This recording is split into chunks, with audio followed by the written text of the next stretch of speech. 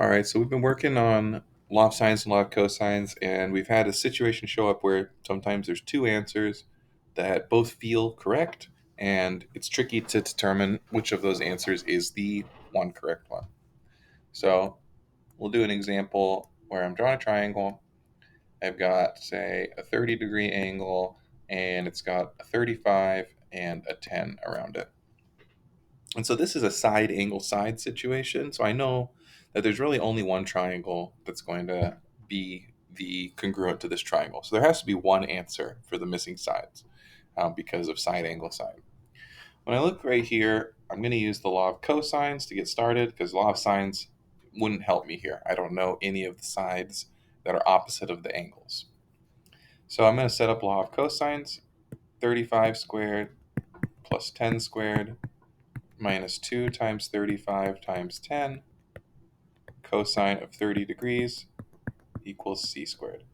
Remember, law of cosines is just a squared plus b squared minus 2ab cosine c equals c squared. And so in this triangle, I'm calling this corner A because it's opposite of 35, and this corner B because it's opposite of 10. Everything that's right here on the left side can be typed in to the calculator. So I'm just going to type it all in as one big line. There's no unknown piece of information, so I don't need to do any algebra. I just need to type it all in. Make sure I'm in degree mode. Making sure I'm in degree mode, I got 718.78. That's c squared. So then I take the square root of that, and I get c equals 26.81. So far, so good. There is no ambiguity. There's only one answer. Where it gets more interesting and a little bit more complex is when I try to find the other pieces. So now I know C is 26.81. So I have an angle that's opposite of a side that I know. So I can use law of sines. I could use law of sines with it saying sine of 30 divided by the C value that I just got equals sine of A over 35. Remember that A is matched up with 35 because they're on opposite sides of the triangle. Sine uses opposite. So the left side, I'm just going to type it in, sine of 30 divided by 26.81. Remember that when you're typing in the sine of 30, you need to have parentheses closing the angle before you do the division sign. So that gives me 0.0186 equals sine of A over 35. I'm going to multiply by 35 because that's going to get rid of division. So 0.653 is sine of A. And then you do inverse sine. So you hit the blue button or the second button, inverse sine of the answer you just had. And I get that A is about 40.75 degrees. Now that I have A, I can figure out what B is by subtracting my two known angles from 180 degrees. So 180 minus 30 minus 40.75 gives me 109.25 as my B value. So this is one potential answer, and everything feels right. I did the law of sines, I did my inverse sine, I subtracted from 180. Here's another potential answer. Sine of 30 over 26.81 equals sine of B over 10.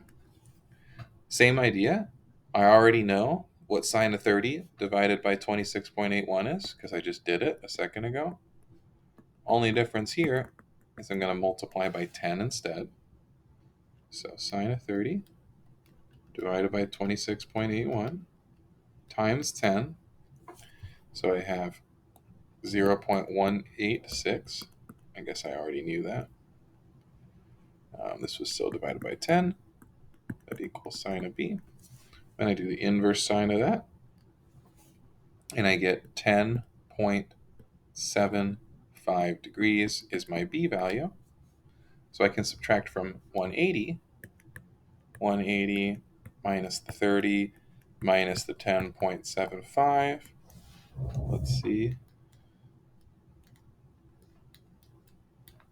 Ends up with 139.25, and that's my A value.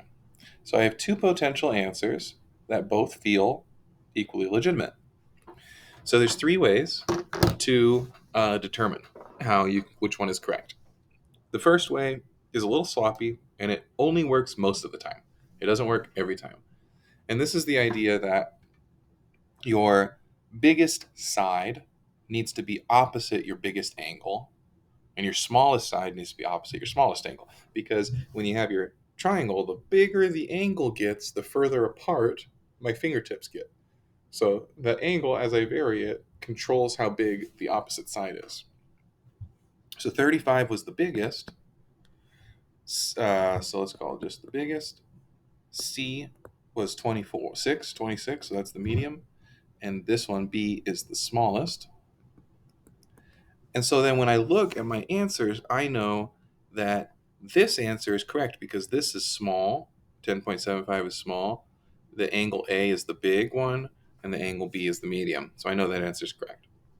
Now, this can fail when you have two potential answers that both match up with the medium, big, small pattern. And so it works like a lot of the time. I chose this triangle to have side lengths that were pretty far apart. So I'd have a really big discrepancy in the big, middle, and small sizes. So this is a nice way to do it, but it doesn't work 100% of the time. The other, I'll show in another video an example where it's a little closer and it's hard to tell.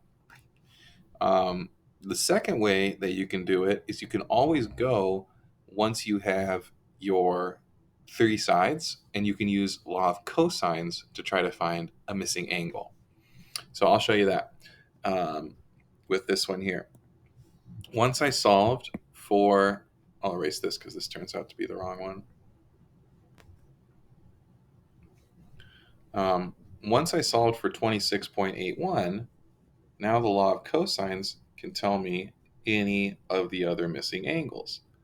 And the nice thing about the law of cosines is it's never wrong.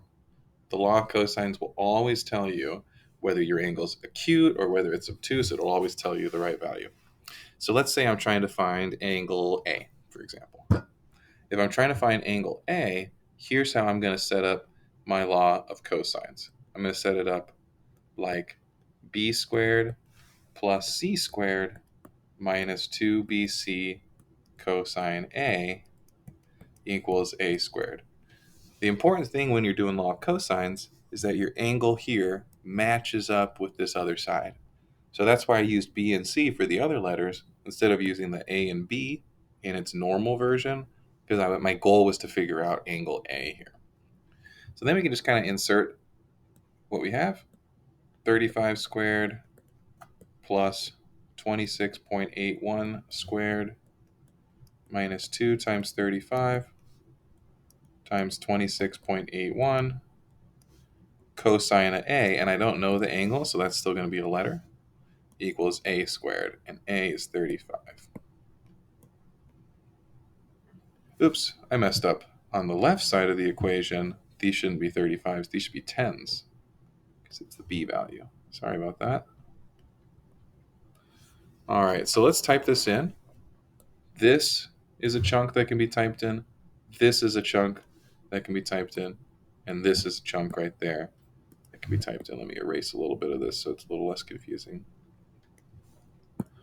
Okay, so 10 squared plus 26.81 squared gives me 818.78.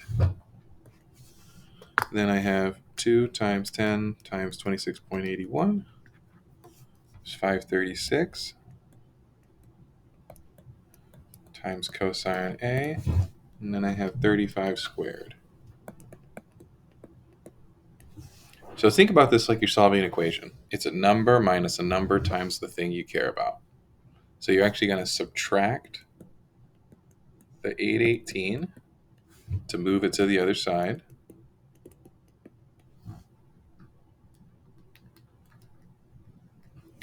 So then you have negative 536.2 cosine A equals 406.22. Then you divide by the negative 536.2. So cosine A equals negative 0.758, and then you do inverse cosine of that.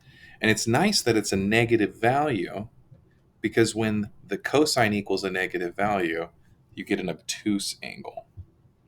And so that tells me A equals 139.25, which was the correct answer we found by doing our big matches, big angle matches with big side, etc. So the law of cosines will never fail you on finding the correct angle. There's one last way that one of my students figured out and showed me, and I thought it was just a really cool way to determine it. So uh, basically, this idea is pretend you had a right triangle. So I'm going to erase this for a little bit of space. Just pretend for a second that you had a right triangle. And the reason it's nice to pretend you had a right triangle is because we can use SOHCAHTOA on a right triangle. So I'm going to draw a pretend little right triangle here. So boom, boom, boom, like this. I'm going to keep the 30 degrees here, and I'm going to keep the 10 right there. I'm pretending this is a right angle. If I wanted to know the hypotenuse, what I could do is I could use cosine of 30 degrees equals adjacent over hypotenuse. And if you solve that, you're multiplying by c, and then you're dividing by cosine of 30. You'll get that c equals, you can just type that in, 10 divided by cosine of 30. You get 11.54. 11.55. And based on this information right here, I can conclude that this angle right here must be obtuse. Now, why am I able to conclude that it must be obtuse? Because my real side that was on adjacent to 30 degrees is bigger than 11.55. So because this 35 is bigger than the fake hypotenuse, I know that the angle opposite of 35 must be bigger than the fake right angle. I just thought that was a really clever way to do it. Students showed me that. I had never thought of that before. So there you go. 3 different ways to address the ambiguous case. I'll show you in another video a little bit quicker example where the big, medium, small matching idea does not work. So thanks for watching. Please comment if there's anything I